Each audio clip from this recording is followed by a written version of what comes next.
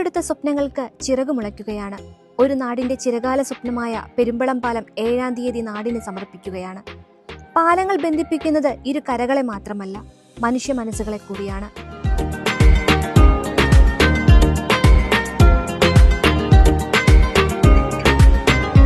പെരുമ്പളവും അമ്പൂരിയും മൺട്രോത്തുരുത്തുമടക്കം ചെറുതും വലുതുമായ 100ഓളം പാലങ്ങളാണ് കേരളത്തിൽ ഇക്കഴിഞ്ഞ 10 വർഷത്തിൽ യാഥാർത്ഥ്യമായത്. 10,000 പേർ മാത്രമാണ് പെരുമ്പളം എന്ന ദ്വീപിൽ വസിക്കുന്നത്. അവിടേക്കാണ് വേമ്പനാട് കായലിന് കുറുകെ 1.25 കിലോമീറ്റർ ദൂരത്തിൽ 100 കോടി രൂപ മുടക്കി സർക്കാർ പുതിയ പാലം നിർമ്മിച്ചത്.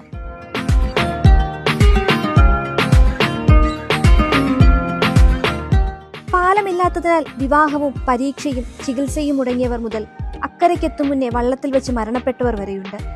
ആ വേദനകളിൽ നിന്ന് ഇനി ഞങ്ങൾ മോചിതരാകുകയാണെന്ന് കണ്ണു നിറഞ്ഞ് ആ നാട് പറയുമ്പോൾ അതിനേക്കാൾ അംഗീകാരം ഒരു ജനകീയ സർക്കാരിന് മറ്റെന്താണ് ലഭിക്കേണ്ടത്? ഒരിക്കലും നടക്കില്ലെന്ന് കരുതിയ ആ ജനതയുടെ സ്വപ്നമാണ് സാക്ഷാത്കരിക്കപ്പെട്ടത്.